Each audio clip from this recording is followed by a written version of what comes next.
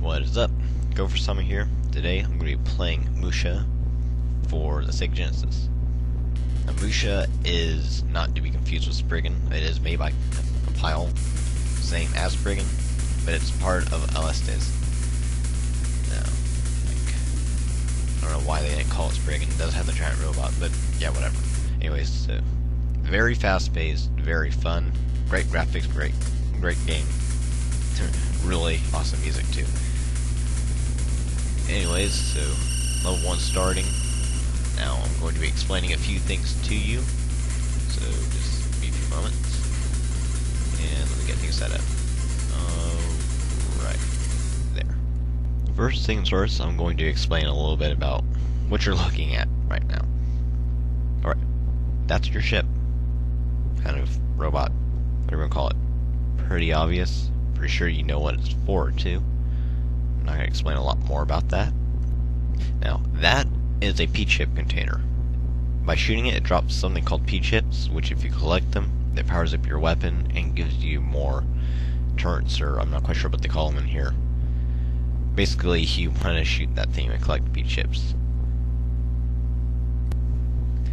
Now, up there in the corner, you have your lives and your, I'm just going to call them bits, like R-type. They're your bits stock. Basically, by collecting the P-chips, as I said, you collect bits. Bits can be destroyed, but if they are destroyed, if you have some more in your stock, it will replace them. Now, there's a whole lot going on up there. Now, it says pause right now because I have the game paused, so I can take the screenshot. Well, what would normally be there would be the formation of your bits. You could change them by pushing C or something. I don't know. I'm not holding the controller. By pushing whatever button it is, you can change formation. You have them spin around. You can have them home. You can have them shoot diagonally or straight forward or behind you. It's really helpful. Arm level is basically what level your weapons are at, including power-ups, which I will explain later. And 1-up, basically just your score. Now the little red arrows is your speed. You can change your speed by pausing and then pushing left or right. Now I'm going to have to adjust my speed because having it at 3 all the time, you're going to die. Your ship moves really slow, and you will want to change your speed throughout the game, but you'll usually find yourself sticking around 6 or 7 because it's a decent speed. You can move out of the way quickly.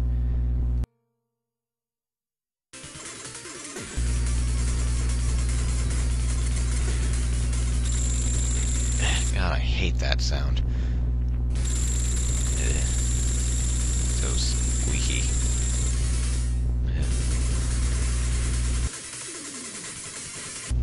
Alright, as promised, so what you're looking at is a power-up. There's 3 different kinds. There are the laser, which is the green one, the red one, which is rockets, and my favorite, the blue one, which is like a little spinny shield. You can, by collecting multiples of them, you could upgrade them, or you can just switch in between different ones by clicking different ones, but you won't be upgrading it, which is kind of irritating sometimes, especially when you accidentally run into one when you got a fully upgraded power-up. I think I've got done pointing things out for a while now. I'll let my chance to point out. Just, yeah. It takes place in a futuristic, ancient Japan, if that makes any sense at all. It's an interesting setting actually. Just, I don't know, it gives it a certain feel that, I don't really know how to describe it.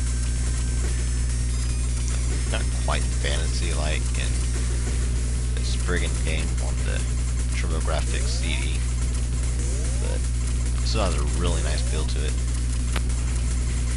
As you can see, I'm using different kind of weapons. That blue one that I just picked up is one I will be using most often.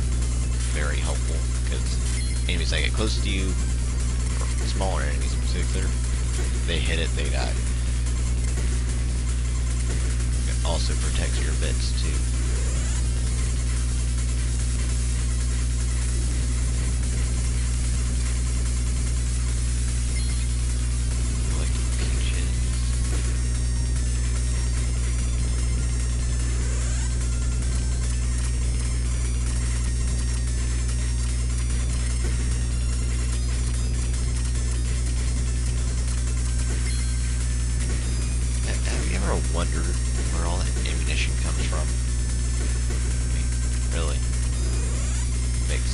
sense. I say that a lot.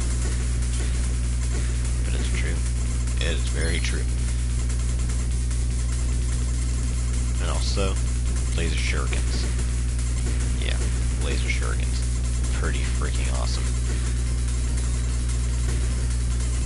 Oh, I also find it strange that you got all these weird robots, spaceships and stuff. You're flying a giant robot, and the thing that carries your power-ups that drops whenever you apparently kill your ally.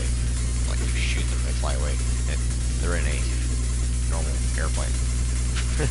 Like, just kind of sticks out like a sore thumb. Doesn't make any like sense compared to all the other ships. But hey, not complaining really. Seriously, what kind of terrible person are you? Hey friend, yeah, I'm gonna shoot you. Thanks for the power up. Yeah, that's great. I've played this enough. I know where a lot of the enemies are coming from, so I can usually kill a lot of them before they even come on screen.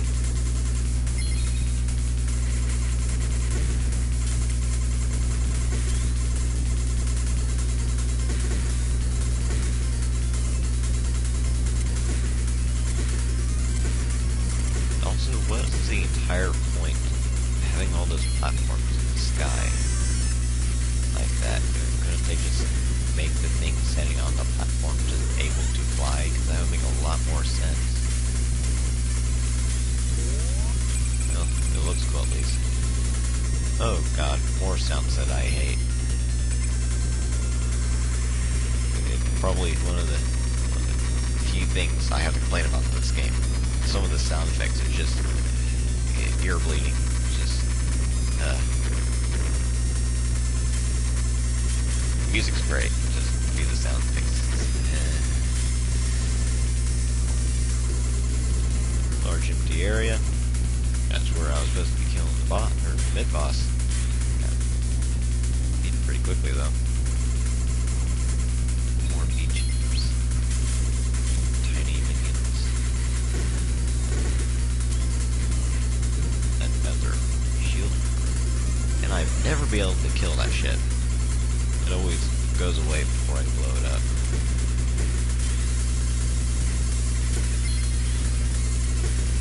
And there are other giant robots too up here.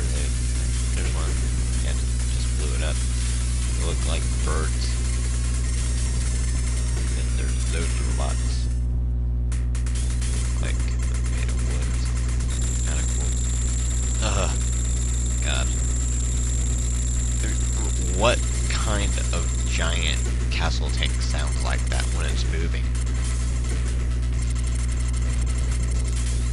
Anyway, it is really easy boss. Really easy. You just kind of go back and forth and shoot off all the little window cannons. And now, you've got to switch your turrets over to homing.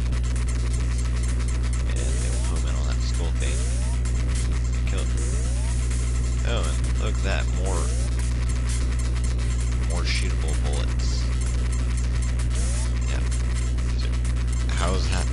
How can you do that? Yep. And there we go. There's level 1 for you. It's M.U.S.H.A for the Genesis. Yeah. And looks like my shield's having a seizure right there. And GoferSama signing out.